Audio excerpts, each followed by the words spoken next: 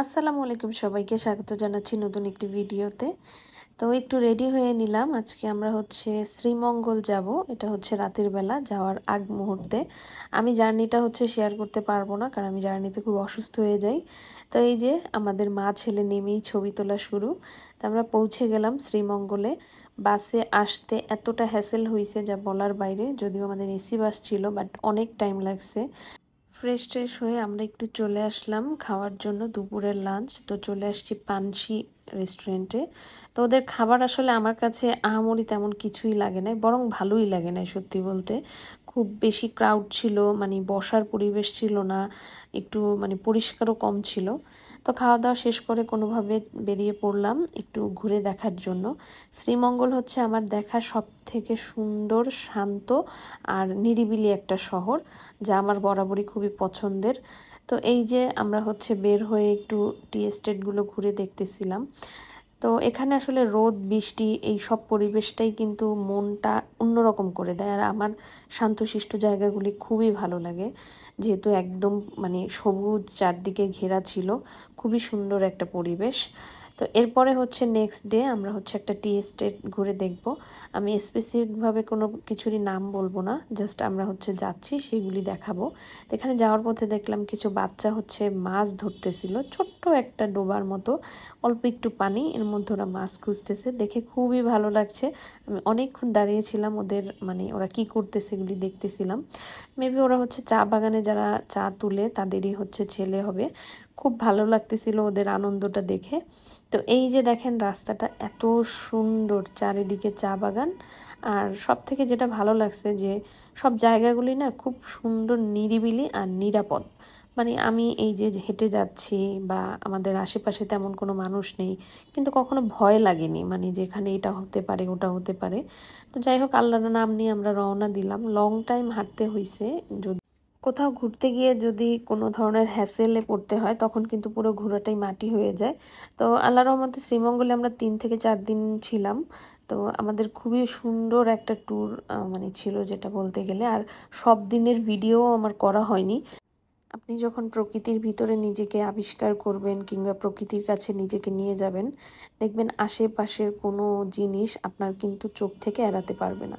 এখানে এই যে আমরা হেঁটে যাচ্ছিলাম, এই চা বাগানের ভিতরে কিন্তু অনেক মানুষ ছিল যারা বিভিন্ন ধরনের কাজে ব্যস্ত ছিল, যেহেতু এটা একটা টি এস্টেটের ভিতরে ছিলাম আমরা। কিন্তু দূর থেকে কিন্তু কেউ বুঝবে না যেটার ভিতরে অনেক মানুষ আছে আশেপাশে।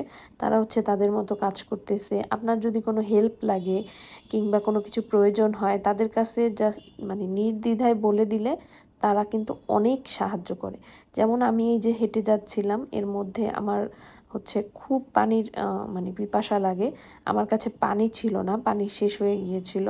তো পরে আমি কি করব, এরপরে দেখলাম কিছু মানুষ কাজ করে। তো তারা হচ্ছে মানে জাস্ট তাদের কাছে আমি পানির কথা বলার সাথে সাথেই তারা তাদের ব্যাগে যে পানি ছিল সেটা দিয়ে আমাকে পানি খেতে দেয়। মানে এটা আসলে আমি কখনোই ভুলবো না যে মানুষগুলো এত সহজ সরল, এত ভালো।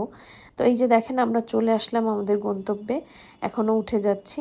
তো আমরা মেইনলি হচ্ছে এই টিলা, দার্জিলিং টিলা যেটাকে বলে, এটা দেখার জন্যই আসছি। যদিও আমাদের অনেকটা পথ হেঁটে আসতে হয়েছে এবং অনেকগুলি পাহাড় উঁচু নিচু উঠে তারপরে আসতে হয়েছে। তো এই যে দেখেন তার কিন্তু কোনো ক্লান্তি নেই, সে অনবরত হেঁটে আসছে আবার হেঁটে যাবে, তার কোনো ধরনের কোনো ক্লান্তি নেই। সে এসব ব্যাপারে খুবই পাকা, কিন্তু আমি আসলে অল্পতে টায়ার্ড হয়ে যাই, এমন একটা অবস্থা। এই যে আমরা হচ্ছে কিন্তু অনেক উপরে ছিলাম। এরপরে আমরা আবার ফেরার পথে চলে যাচ্ছি। আকাশটা এত সুন্দর ছিল।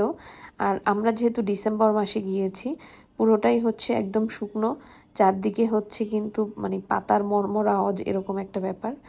তো যাওয়ার পথে আমি হচ্ছে এই বালুটা দিয়ে হচ্ছে মানে খালি পায়ে হেঁটে যাচ্ছিলাম, আমার খুব ইচ্ছা করছে। পরে আবার জুতো পরে নিছি, আমার হাজব্যান্ড বলতেছিল যে পায়ে কিছু মানে ঢুকে যাবে। তো যাই হোক, এই যে দেখেন বালি দিয়ে দুষ্টামি সে করতেছে। তো এরপরে হচ্ছে আমরা কিছুটা টাইম এখানে দাঁড়িয়েছিলাম। এটা একটু সমতল টাইপের জায়গাটা। তো চারপাশে যে দেখতে পাচ্ছেন খুব সুন্দর কিন্তু সবজি বাগান করা হয়েছে। খুবই ভালো লাগতেছিল জায়গাটা। এখানে মাঠের মতো একটু, আর ছাগলগুলি নিয়ে হচ্ছে ইজান খুবই দুষ্টামি করতেছিল। তো এটা হচ্ছে রাতের বেলা আমরা হচ্ছে বারবিকিউ পার্টি করি। রিসোর্টেই হচ্ছে আমরা টাকা পে করছিলাম এটার জন্য, যদিও সে নিতে চায়নি। রিসোর্ট ওনার আমাদের পরিচিত ছিল, খুবই সুন্দর এবং নতুন ছিল রিসোর্টটা। তো এই যে বারবিকিউটা খুবই মজা ছিল। আমরা হচ্ছে এরপরে রাতে ব্যাডমিন্টন খেলছি, অনেক রাত পর্যন্ত ব্যাডমিন্টন খেলছিলাম। আর এত ঠান্ডা, কিন্তু আমাদের না গায়ে তেমন একটা ঠান্ডা লাগেনি। তো এটা হচ্ছে ফেরার দিন, আমরা যেদিন চলে আসব ওই দিনকের ভিডিওটা। বললাম না আমি অনেক দিন থাকছি, কিন্তু প্রতিদিনের ভিডিও ওইভাবে করা হয়নি। আমার ছেলে হচ্ছে বলছে আমাকে একটু এখানে ভিডিও করে দাও। আমি হচ্ছে তার কথা অনুযায়ী তাকে একটু ভিডিও করে দিচ্ছিলাম আর কি। তো এই ভিডিওগুলি যখন দেখছি খুবই হাসি পাচ্ছে, আমার তো এখন আবার যেতে ইচ্ছা করতেছে। এরপর তার বাবাকে বললাম তুমিও যাও, তোমাকেও একটু ভিডিও করে দেই। এখানে আসলে আমারও একটা ভিডিও ছিল, যদিও ভিডিওটা এখন আমি খুঁজে পাচ্ছি না, নাহলে ওইটাও অ্যাড করে দিতাম। জায়গাটা খুব সুন্দর ছিল। আর শ্রীমঙ্গলের রাস্তার দুই ধারে যেখানে সেখানে সব জায়গায় চা বাগান। তবে সব জায়গার চা বাগানগুলি কেন জানি খুব বেশি একটা সুন্দর না। কিছু জায়গা থাকে যেখানে উঁচু নিচু ঘন। তো এই যেখানে দেখতে পাচ্ছেন এটা কিন্তু কোনো পাহাড় না, একদম সমতল একটা জায়গা। তো এই যে আমাদের কিছু ছবি অ্যাড করে দিলাম। এটা হচ্ছে ফেরার দিন, ওখানে দাঁড়িয়ে আমরা কিছু ছবি নিয়েছি। তো এগুলি হচ্ছে রিসোর্টের ভিতরে আমরা যখন খেলছি। তারপরে আমরা রাতে হচ্ছে অন্য রিসোর্টে পিঠা খেতে গেছিলাম। এটা দার্জিলিং পাহাড়। তো বিভিন্ন জায়গায় ঘোরা হয়েছে আমাদের। এখানে আমরা হচ্ছে ম্যাচিং পরেছিলাম। তো আজকের ভিডিওটা এই পর্যন্তই থাকবে। সবাই হচ্ছে আমার চ্যানেলটা একটু বেশি বেশি সাবস্ক্রাইব করবেন। ভালো থাকবেন। আল্লাহ হাফিজ সবাই।